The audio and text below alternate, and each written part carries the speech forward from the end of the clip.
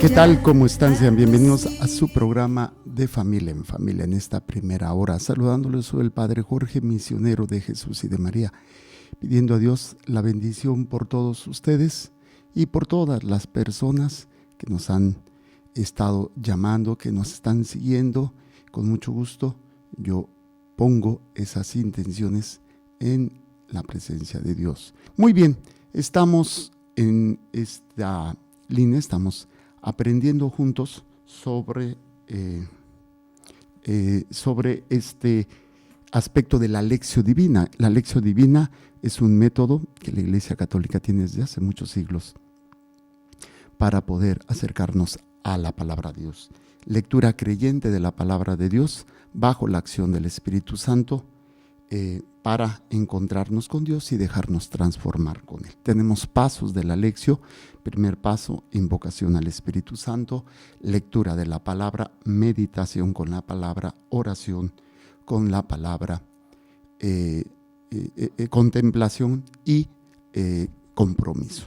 Estamos en el primer paso, que es el invocación al Espíritu Santo, dejar actuar a Dios, al Espíritu Santo en nosotros, y tenemos una serie de aspectos básicos necesarios para dejar que el Espíritu Santo actúe dentro de nosotros. Primero, tener fe y apertura al Espíritu Santo.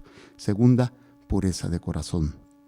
Tercero, desprendimiento, ¿sí? Y cuarto, oración. Nos faltan otros dos que todavía no llegamos.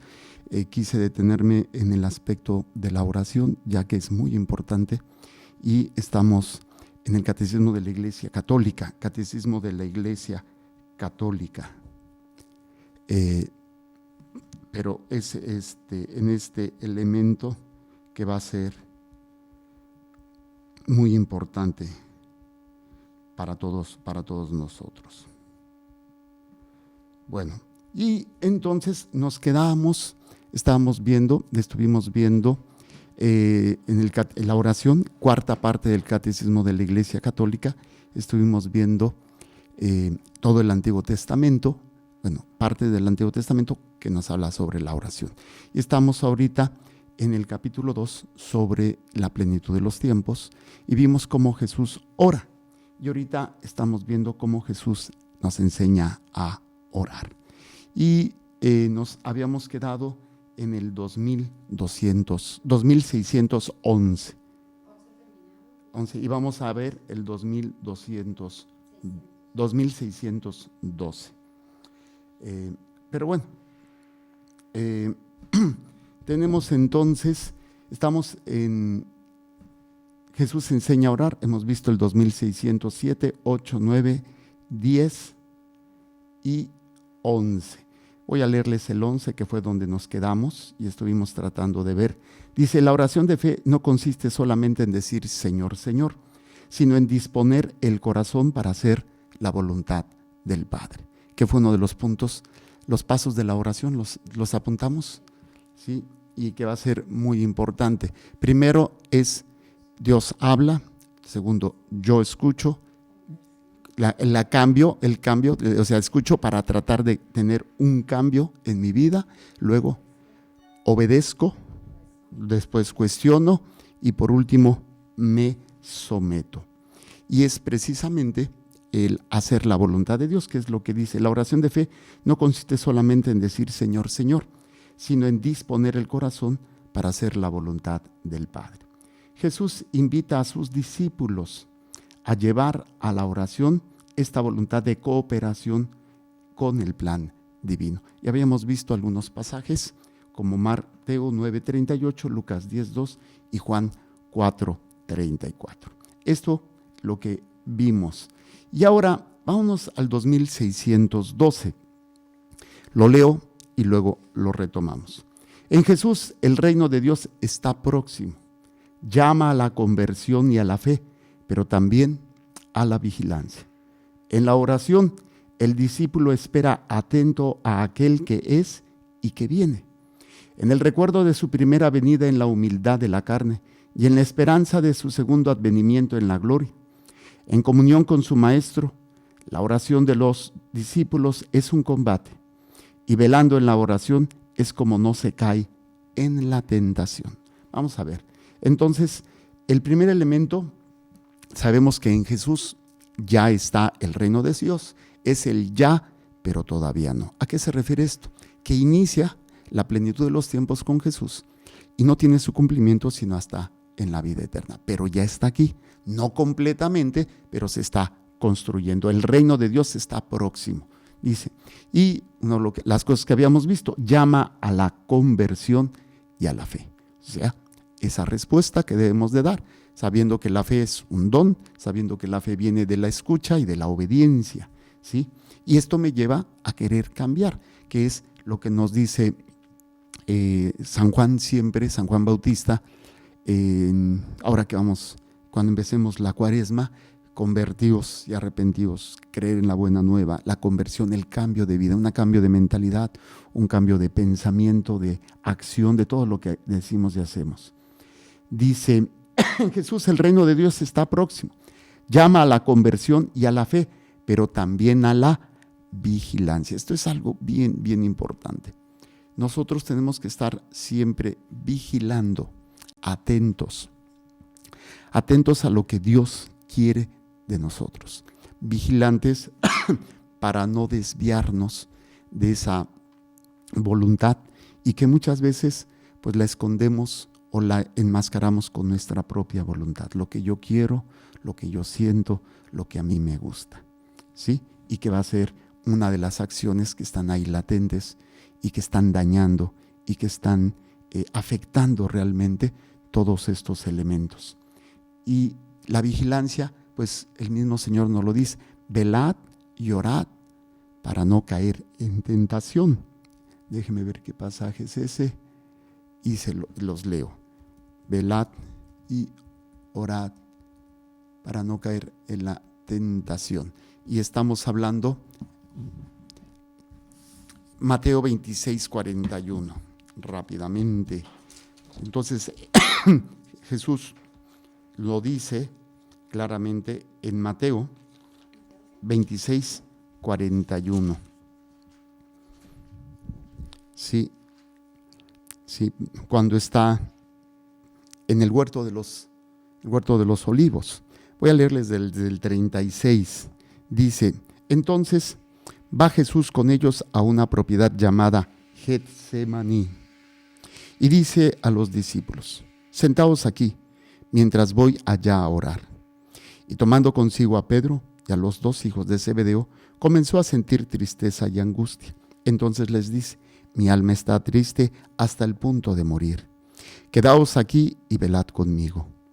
Y adelantándose un poco, cayó rostro en tierra y suplicaba así, Padre mío, si es posible que pase de mí esta copa, pero no sea que yo, como yo quiero, sino como tú quieres. Viene entonces a los discípulos y los encuentra dormidos y dice a Pedro, ¿con que no habéis podido velar una hora conmigo? Velad y orad, para que no caigas en tentación, que el espíritu está pronto, pero la carne es débil.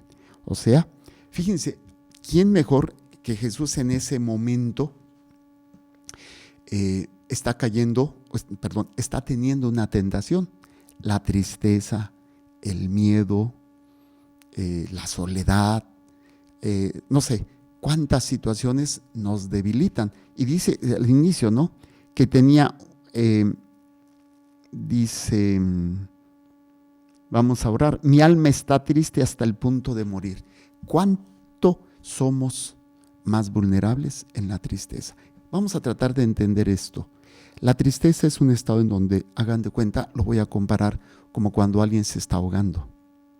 En ese sentirse que se ahoga, a mí me ha pasado muchas veces, cuando en la alberca, en el mar, siente uno que está ahogando, en la desesperación empieza a agarrarse. El tiempo que yo trabajé como salvavidas, me tocaba precisamente las personas en esa desesperación, mis primeras veces, pues se pepenaban de ti y te hundían, ¿no? Te hundían.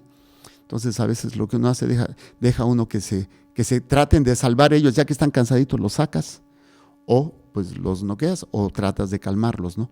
Pero en ese momento tratas de agarrarte de lo que sea, por tu desesperación, por tu miedo. Es una sensación horrible. Aquellos que hemos estado a punto de ahogarnos, se siente muy, muy, muy feo, ¿no? Pues es exactamente, imagínense que la tristeza hasta morir, es una situación en donde te estás ahogando y te presentan una puerta. Y obviamente, pues no lo piensas, sales corriendo por esa puerta. ¿Por qué? Porque no quieres. Y ahí es donde muchas veces Satanás, en esos estados de ánimo, que tenemos que aprender a manejar, aprender a reconocer, aprender a caminar y no buscar salidas fáciles, sino también aprender y ofrecer esta realidad, va a ser muy, muy interesante. Y es precisamente cuando vemos, déjenme checar aquí, león rugiente, vemos esta desesperación, que el mismo Jesús dice, velad y orad. O sea, Él está en una, ¿cómo se llama? En una situación de prueba, en una situación de dolor, de tristeza. Dice, con que no habéis podido velar una hora conmigo. ¿Qué es lo que se refiere a esto? Ellos se dejaron ganar por la carne, el cansancio. Jesús está enfrentando otro tipo de prueba, que es la tristeza, y les dice claramente, velad y orad. Velad quiere decir, no se duerman, no se queden dormidos. Y no se refiere a que no debas de descansar, se refiere a que desgraciadamente a veces nos adormecemos por el dolor, por la tristeza o por el cansancio. Y obviamente fácilmente pues dejamos de hacer lo que tenemos que hacer, como estar atentos a lo que Dios nos está pidiendo. Y hay otro pasaje muy interesante que también Pedro lo va a referir. Segunda de Pedro, vamos a buscar la carta de Pedro, están al último. Segunda de Pedro, allá por la página 1790 y tantos. Segunda de Pedro, capítulo 5. Perdón. No. Esta será Primera de Pedro. Yo creo que sí es Primera de Pedro, déjeme checar. Sí, es Primera de Pedro, no Segunda de Pedro. Es una equivocación. Página 1798 en mi Biblia. Y nos habla precisamente, bueno, vamos a leerlo desde el versículo 5. Dice, de igual manera, jóvenes, sed sumisos a los ancianos, revestíos todos de humildad en vuestras mutuas relaciones, pues Dios resiste a los soberbios y da su gracia a los humildes. Humillaos pues bajo la poderosa mano de Dios, para que llegada la ocasión os ensalce. Confiadle todas vuestras preocupaciones, pues Él cuida de vosotros. Aquí también la recomendación, fíjense qué interesante. Pedro está diciendo, confiad todas vuestras preocupaciones. O sea, toda la angustia, el miedo, todas esas situaciones como la tristeza, el dolor, la pérdida, que pueden ser tan fuertes, que pueden ser tan grandes y que nos debilita, espiritualmente nos debilita, o sea, nos predispone a buscar puertas falsas o agarrarnos de lo primero que tengamos a la mano. A veces puede ser algo bueno, pero es un albur, o sea, no sabes por dónde, qué es lo que te puede salir. Te puedes agarrar de una realidad que te hace sentir bien. ¿Y cuántas personas en esas tristezas han cambiado de fe? O se han dejado llevar por situaciones peligrosas como el Reiki o como otros aspectos que los hace sentir bien. O sea, los ayudó en ese momento, pero ya te desviaste del camino, ya te desviaste de Dios y hasta puedes terminar perdiendo tu alma. ¿Por qué? Porque te dejaste llevar por las preocupaciones. Aquí en el otro texto estamos con Jesús y el momento de su tristeza, una tristeza hasta de morir, el cansancio físico y la falta de consistencia de los discípulos que se quedan dormidos. Velad y orad para no caer en la tentación, resistir. Y luego Pedro dice, confiad, versículo 7, confiadle todas vuestras preocupaciones, pues Él cuida de vosotros. Sed sobrios, sed sobrios. Aquí otro elemento muy interesante que el enemigo utiliza. Vamos a ahogar las penas, ¿sí? Vamos a ahogar las penas. Los hombres, y también algunas mujeres, los ahogan en el alcohol, otros en la droga, otros en la tragadera, ¿sí? El caso es que tenemos mecanismos para tratar de ahogar las penas. ¿Qué significa ahogar las penas? Tratar de olvidarlas, hacerlas a un lado o caer en la depresión, en la tristeza. Hay quienes son comedores que caen en la gula, ¿sí? Hay, con todo respeto, muchas mujeres tienen ese problema, ¿sí? La tristeza, la ansiedad, órale, comen, lo canalizan en esa situación. Los varones muchas veces en el alcohol o en la droga, o hay quienes también en el sexo, pero de alguna manera todo esto lleva a que, desgraciadamente, nos debilitemos y nos... ¿Qué es lo que sucede cuando una persona está borracha? Vamos a hablar del alcohol, pero aquí quiero que lo mediten, no solamente en el alcohol, sino en todo aquello que tú te saturas cuando te sientes así, con la comida. Hay quienes se encierran, por ejemplo, en el internet y termina uno de tanto estar ahí. Yo me acuerdo que de niño me encantaban mucho los juegos de video de mi época, ahora no los entiendo, ¿sí? Y estaba así, y termina uno así saturado, saturado que no puede pensar, no puede, ¿por qué tanto ruido, tanto? Pero no nos damos cuenta de ello. Y lo triste es que hay muchos niños que ya se acostumbraron a ese tipo de ruido, no sienten la diferencia. Entonces, sed sobrio significa, tienes que tener bien claro tus sentidos, bien claro tu sentimiento, bien claro, para no estar saturado, para no estar adormecido, como sucede con el alcohol o con otros vicios, que nos adormece y a veces nos hace decir o nos hace hacer cosas que son para nuestro bien.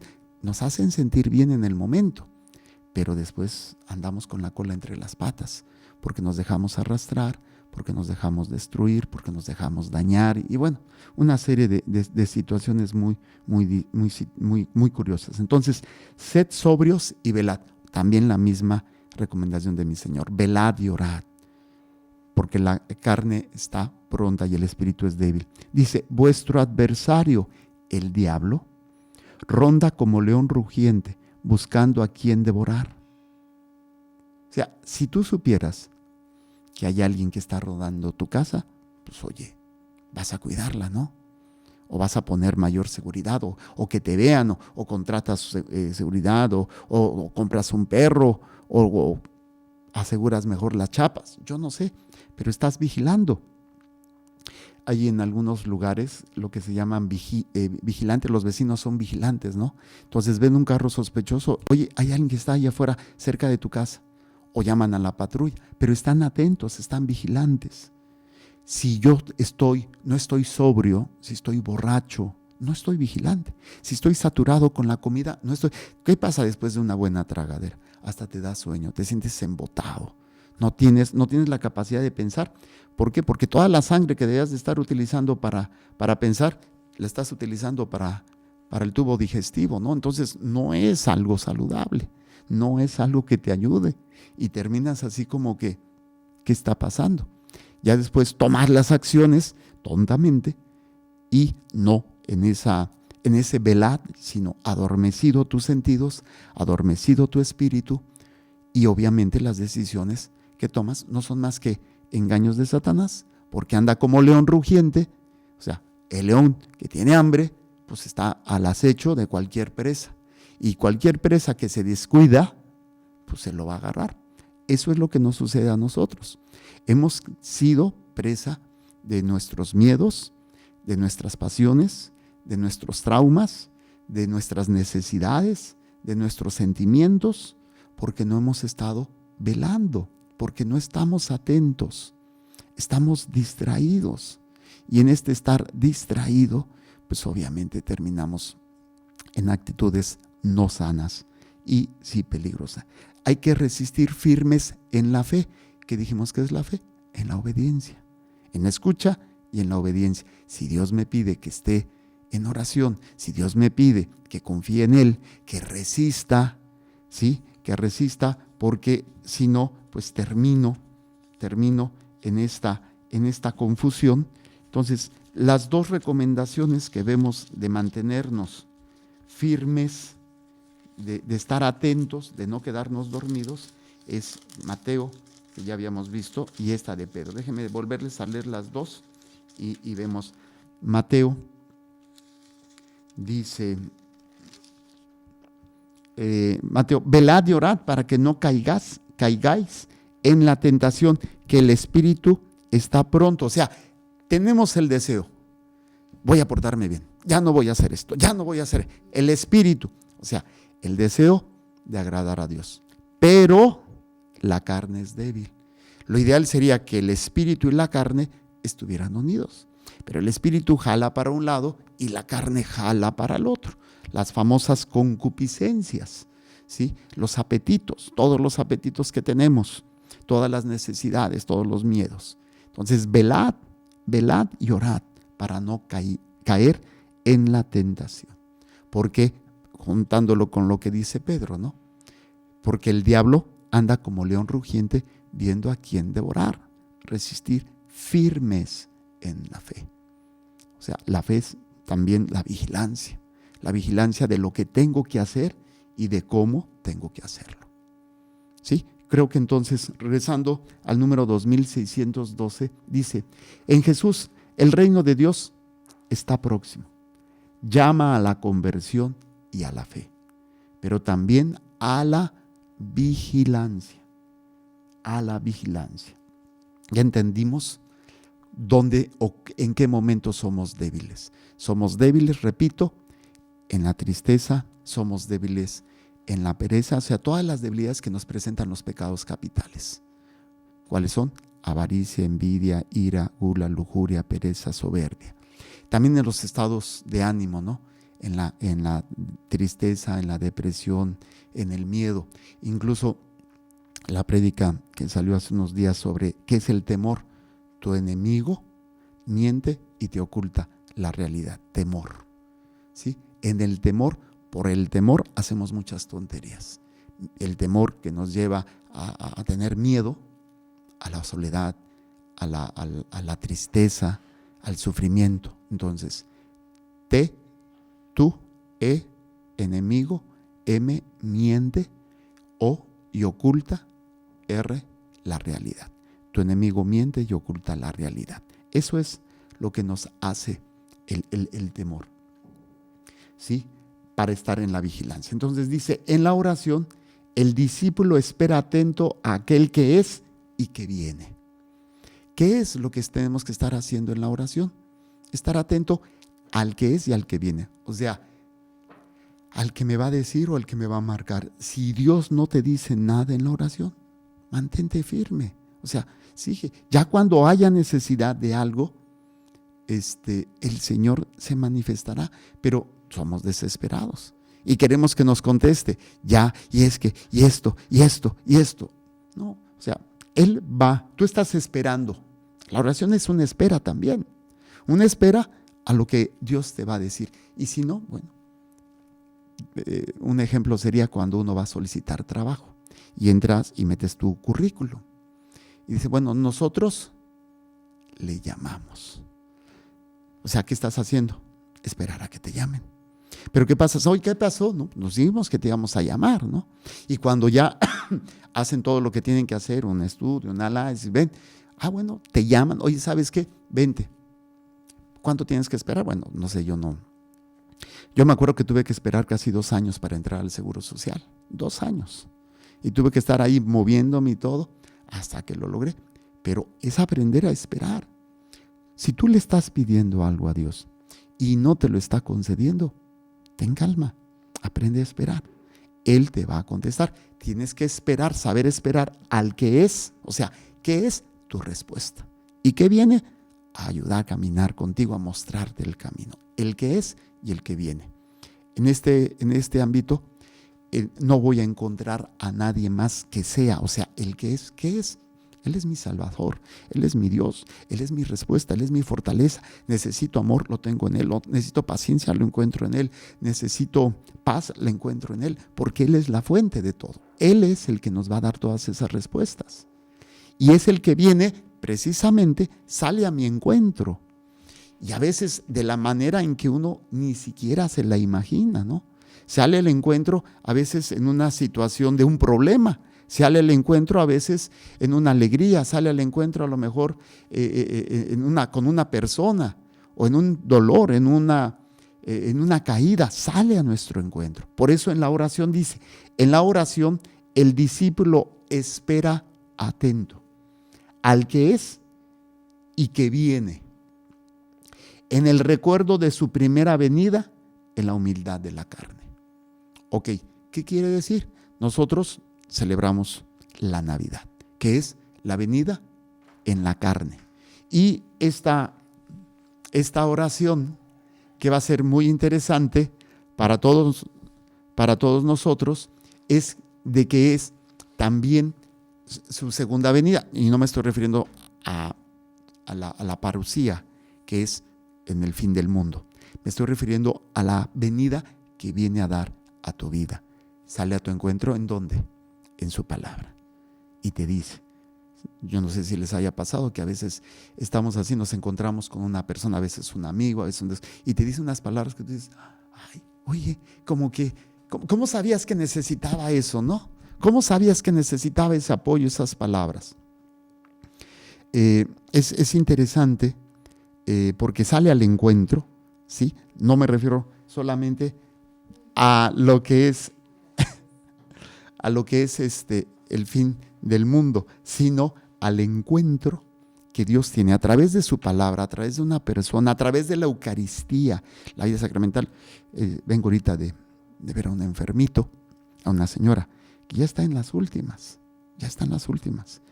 y Dios sale a su encuentro a través del sacerdote, salió a su encuentro para ser sanada, para ser perdonada, y si Dios quiere, para ser curada, y si no, para que Dios se la lleve a su presencia. Pero Dios sale a su encuentro, y esto es hermosísimo. Por eso, nosotros tenemos que saber quién es y a qué viene. La pregunta sería, ¿Él es tu Dios? ¿Él es tu respuesta? ¿Él es tu fuente o no lo es? Si no lo es, obviamente será nada más el mil usos. Lo necesito para esto, lo necesito para otro, lo necesito para aquello, pero no es realmente mi Dios. Es solamente alguien que me puede ayudar, alguien que va a arreglar mi vida, alguien que va a solucionar un problema, pero no es mi Dios. Entonces, ¿qué es para ti? Y no me contestes con palabras. Contéstate a ti con tus acciones. O sea, no las que vayas a tener a partir de ahora, las que has tenido anteriormente. Y la pregunta sería, ¿Él es para ti tu Dios? ¿Él es para ti realmente tu Señor? ¿O no lo es? Y ahí es donde dices, ay, me he dado cuenta que no lo es. ¿Y a qué viene? Porque, ok, Él viene, pero Él viene para darte lo que necesitas, no lo que quieres. Y esto es muy interesante.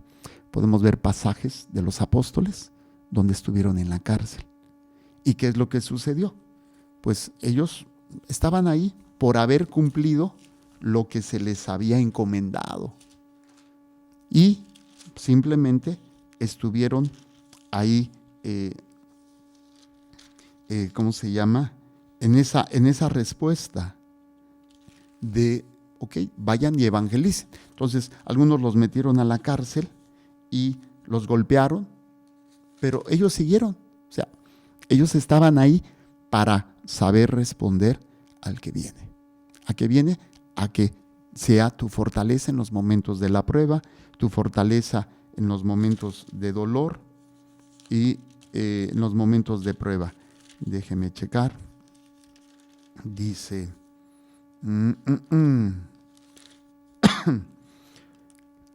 aquí, fíjense, por ejemplo, en Hechos de los Apóstoles, capítulo 12, rápidamente. Hechos de los Apóstoles, página 1612 en mi Biblia. 1612. Capítulo 12. Fíjense lo que sucede.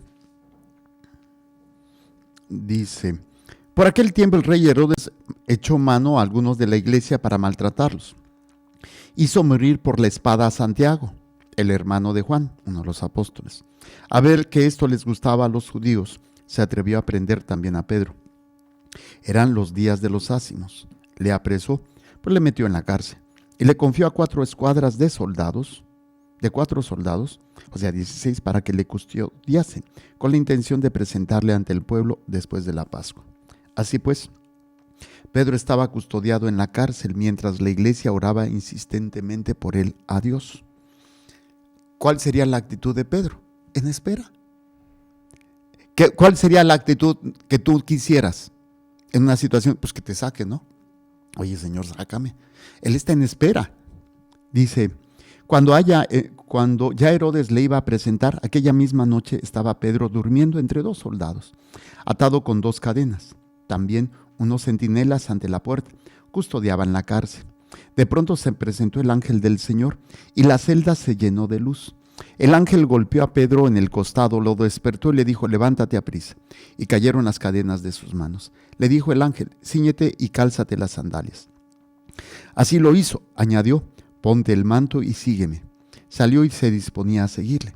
No acababa de darse cuenta de que era real cuanto hacía el ángel, sino que se figuraba ver una visión.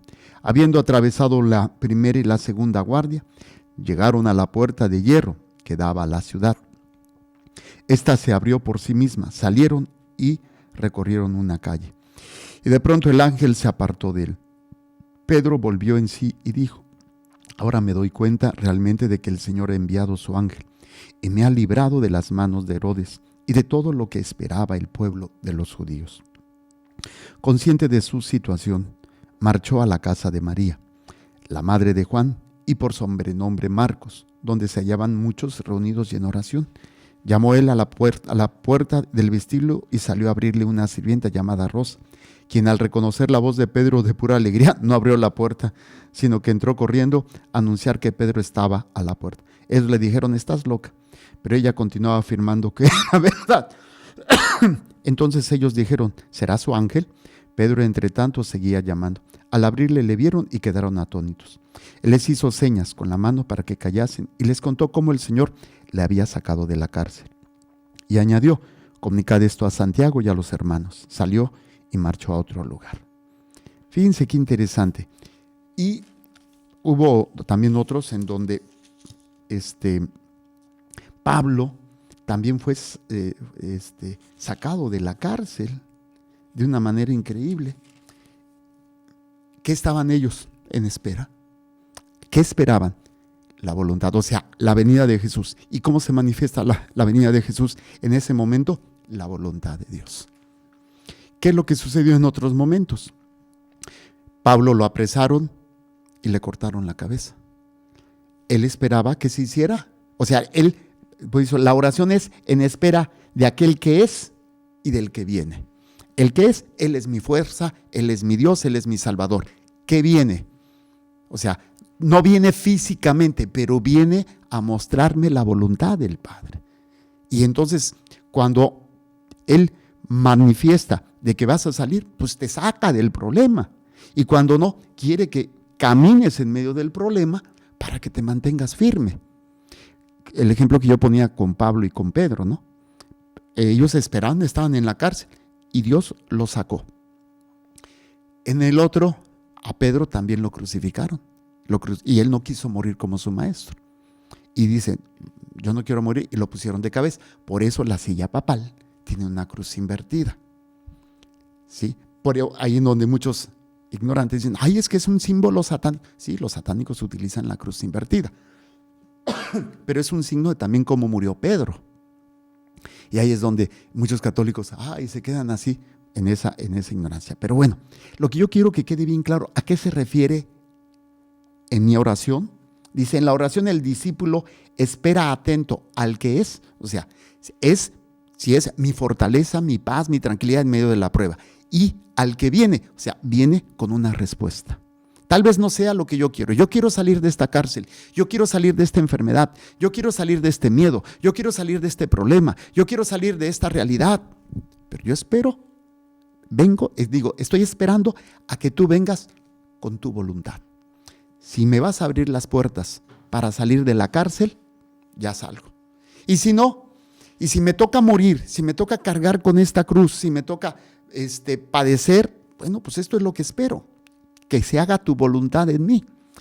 Lo que les decía yo de esta mujer que fui a ver, ya pues casi delirando, se pudo confesar, le pregunté y va a ser muy interesante. Pero, ¿qué es lo que sucede? Que necesitamos estar atentos, necesitamos saber esperar. ¿Sí se entendió entonces este ejemplo? La oración me lleva o me tiene que poner en espera atento al que es y al que viene. Él es lo que necesito en el momento, mi paz, mi alegría, mi fortaleza, el perdón, lo que necesito. ¿Y qué viene? ¿Para qué es lo que se va a dar? ¿Cuál es la manifestación de su voluntad en el problema que estoy pasando? Y yo quiero, si el Señor me abre la puerta, salgo. Si el Señor permite, o es parte de lo que Él quiere que yo aprenda o que ofrezca, o que es consecuencia de mi pecado y tengo que vivirlo, el Señor lo permite. Pero lo importante aquí es mantenernos firmes. Mantenernos firmes, que va a ser de lo más importante. Ok, entonces en la oración el discípulo espera atento a aquel que es y que viene. En el recuerdo de su primera venida en la humildad de la carne y en la esperanza de su segundo advenimiento en la gloria, ¿sí? Que es lo que yo les decía, la parusía.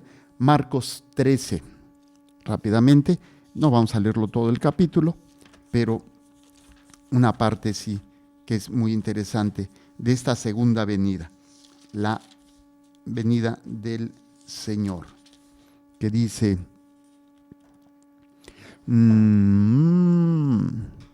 dice, la gran tribulación.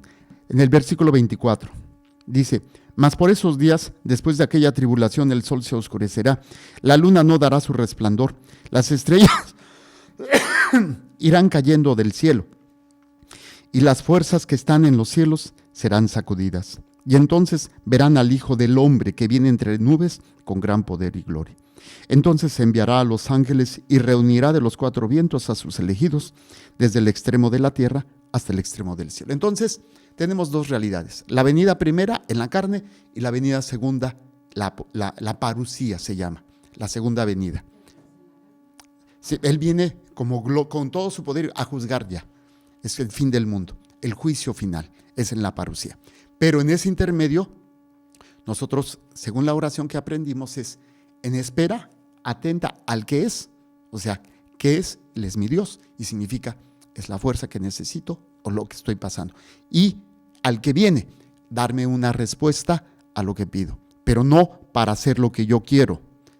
Yo le pido y yo le presento lo que quiero, pero Él me va a dar lo que Él va a permitir lo que yo necesito. Y hasta llegar a la parusía, que sería el juicio final, la segunda venida en gloria y en majestad. También lo refiere Lucas 21, 36 al 41.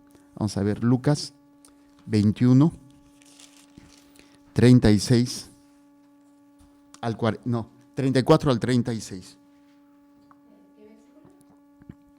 Capítulo 21, 34 al 36. Dice así: cuidad que no se emboten vuestros corazones.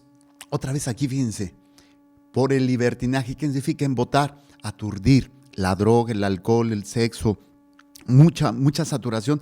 Por eso la privación de las cosas, como el ayuno, te me ayuda a estar atento. Cuando estamos muy saturados los sentidos, se embota nuestro entendimiento.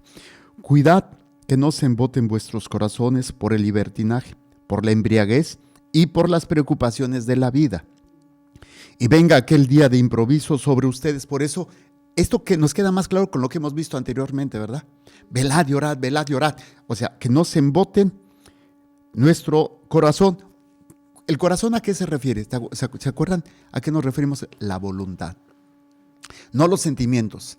Si tu voluntad está embotada, o sea, no voy a poder dejarme guiar por Dios. Cuidad que no se emboten vuestros corazones por el libertinaje, por la embriaguez y por las preocupaciones de la vida. Ay, es que me dejó. Ay, es que mis hijos. Ay, es que me voy a quedar sin trabajo. Ay, es que me estoy enfermo. Las preocupaciones pueden embotar nuestra voluntad, ¿sí? Por las preocupaciones de la vida. Y venga aquel día de improviso sobre ustedes, como un lazo, porque vendrá sobre todos los que habitan toda la faz de la tierra. Estad en vela, pues, orando todo tiempo, para que tengáis fuerza, logréis escapar y podáis manteneros en pie delante del Hijo del Hombre. O sea, los que están preparados van a poder mantenerse en pie. Y luego dice, regresamos al catecismo. En comunión con su maestro, la oración de los discípulos es un combate. Entonces, quítense de cosas, ay, es que yo no sé. No, es un combate, la oración es un combate, es una lucha también. No es buscar sentir bonito. A mí me pasa cuando a veces me pongo a rezar y es un combate para no dormirme. En serio, estoy rezando mis vísperas o mis laudes, estoy así, espérate, y tengo que volver. Entonces cuando me pongo de pie o me pongo a caminar, es un combate. A veces es un combate contra la concupiscencia, un combate contra el cansancio, con la pereza, con mi estado de ánimo. Pero también es un combate contra la tentación, contra Satanás, contra todo lo que me está poniendo. Dice, en comunión con su maestro, ¿qué es lo que hace Jesús en la oración del huerto que vimos? Está con una tristeza. Padre, si es posible, aparta de mí. Eso es un combate espiritual entre hacer lo que quiero y enfrentar la realidad a la cual Dios me está invitando. Es un combate. Toda la vida, mire, en comunión con su maestro, la oración de los discípulos es un combate. Y velando en la oración es como no se cae en la tentación. Vamos a ver Lucas 22, 40 y 46. Lucas 22, 40 y 46. Nos dice así, 40. Llegado el lugar les dijo, pedid que no caigáis en tentación, que es también el pasaje donde están en el Monte de los Olivos. Y en el 46, ¿cómo es que estáis dormidos? Levantaos y orad para que no caigáis en la tentación. O sea, como lo dijiste, es una lucha toda la vida. ¿Y qué es lo que hace el mundo? Embota nuestros sentidos, embota el corazón. Me gustó este de Lucas, que nos ayudó a entender más claramente, ¿no? Sí, Lucas, ¿qué? 21, 34 al 46. 34. Cuidad que no se embote vuestro corazón por el libertinaje, la embriaguez y las preocupaciones de la vida, y venga aquel día de improviso sobre vosotros, como un lazo, porque vendrá sobre todos los que habitan toda la faz de la tierra. Estad en vela, pues, orando en todo tiempo para que tengáis fuerza, logréis escapar. Fuerza y logréis escapar, poder manteneros en pie delante. Entonces, ¿se dan cuenta? La oración no es dame, dame, dame, es mantenerme firme. Cuando limitamos la oración al solo dame, dame, dame, nos perdemos. Se nos ha acabado el tiempo. Muchísimas gracias. Vamos a, las intenciones que han llegado, no son de preguntas, las dejamos para la otra hora. Que el Señor les bendiga y les proteja, haga resplandecer su rostro sobre ustedes y les conceda su favor. Que el Señor les mire con benevolencia y les conceda la paz. Amén. Jesús, que tu sangre pura y sana circule en estos cuerpos enfermos y que tu cuerpo puro y sano transforme estos cuerpos débiles y que una vida sana y vigorosa palpite dentro de ellos. Amén. La bendición de Dios Todopoderoso, Padre, Hijo y Espíritu Santo, descienda sobre ustedes y permanezca para siempre. Nos quedamos en el 2612. Nada más avanzamos un número. Pero lentos, pero pero intensa, intensa. Dios mediante, el siguiente programa, 2613. Recuerden, Dios es amor y te ama.